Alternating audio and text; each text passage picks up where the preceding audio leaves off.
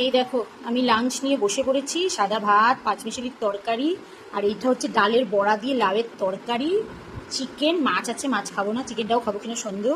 আর এইটা হচ্ছে আমড়ার চাটনি। এখন কটা বাজে জানো? 4:30। যতই তুমি সংসারের জন্য, এই মেয়েকে টিউশন দিয়ে এলাম সকাল থেকে, কতবার যে বৃষ্টিতে ভিজেছি তার ঠিক নেই, হোম ডেলিভারি খাবার দিতে গিয়ে। আর মেয়েকে একবারে টিউশনে দিয়ে এলাম, ও কম্পিউটার ক্লাসে গেছে। মানে এই 4:30টার সময় এখন আমি লাঞ্চ করতে বসেছি। আগে 2টো 2:30টা বাজে না বাজে খেয়ে নিতাম, টাইমের কিছু নেই। কিছু কিছু মানুষ আছে না, মানে যতই করো না কেন তাদের নাম পাওয়া যায় না। সারাদিন পরিশ্রম করে যাচ্ছি, সারাদিন কাজ করে যাচ্ছি, তাও মানে ট্যাগ লিখে দেয় না তুমি খারাপ, সেই খারাপ।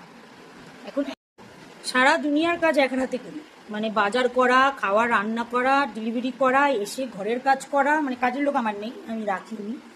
A to Z করি। এবং এখন মেয়েকে স্কুলে দিয়ে আসা, টিউশনে দিয়ে আসা, মানে স্কুটি চালানো শিখে যে জীবনে ভুল করেছি সেই সব। তারপরে কিছু কিছু মানুষের কাছে আছে যে প্রশংসা, নামটা তো নেই, বদনাম, মানে তুমি খারাপ, এই ওয়ার্ডটা যে তার সঙ্গে, মানে আমার সঙ্গে ট্যাগ লাগিয়ে দিয়েছে, তুমি খারাপ।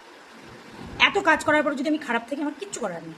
যাও তুমি তোমার মতন খারাপ বলো, যা ইচ্ছা করো, আমার যায় আসে না।